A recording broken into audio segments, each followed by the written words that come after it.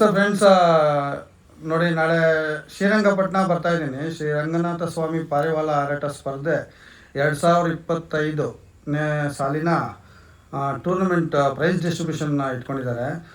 ಇದೇ ಏಪ್ರಿಲ್ 26 ಅಂದರೆ ನಾಳೆ ವೀಡಿಯೋ ಮಾಡೋಣ ಅಂದ್ಕೊಂಡೆ. ಸ್ವಲ್ಪ ಕೆಲಸಗಳು ಹೊರಗಡೆ ಇದ್ದಿದ್ದರಿಂದ ಮಾಡೋಕ್ಕಾಗಲಿಲ್ಲ. ಸೊ ಇವಾಗ ಮಾಡ್ತಾಯಿದ್ದೀನಿ. ದಯವಿಟ್ಟು ನಮ್ಮ ಫ್ರೆಂಡ್ಸು ಫಾಲೋವರ್ಸು ಎಲ್ಲ ಈ ಒಂದು ಕಾರ್ಯಕ್ರಮಕ್ಕೆ ಶ್ರೀರಂಗಪಟ್ಟಣ ಸುತ್ತಮುತ್ತ ಇರೋರೆಲ್ಲ ಬಂದು ನಾನು ಬರ್ತಾಯಿದ್ದೀನಿ.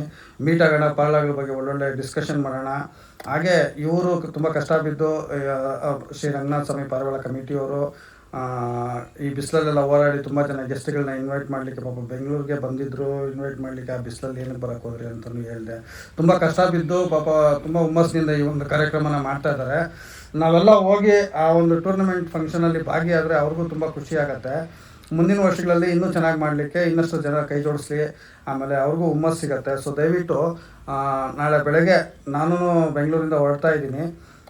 ಫಂಕ್ಷನಲ್ಲಿ ಮೀಟ್ ಆಗೋಣ ಫ್ರೆಂಡ್ಸ್. ಯಾರ್ಯಾರು ನಮ್ಮ ಮೈಸೂರು ಆಮೇಲೆ ಈ ನಂಜನಗೂಡು ಸುತ್ತಮುತ್ತ ನಮ್ಮ ಫ್ರೆಂಡ್ಸ್ ಆ್ಯಂಡ್ ಫಾಲೋವರ್ಸ್ ಇದ್ದೀರಾ, ದಯವಿಟ್ಟು ಬನ್ನಿ. ನಾಳೆ ಅಲ್ಲಿ ಮೀಟ್ ಆಗೋಣ.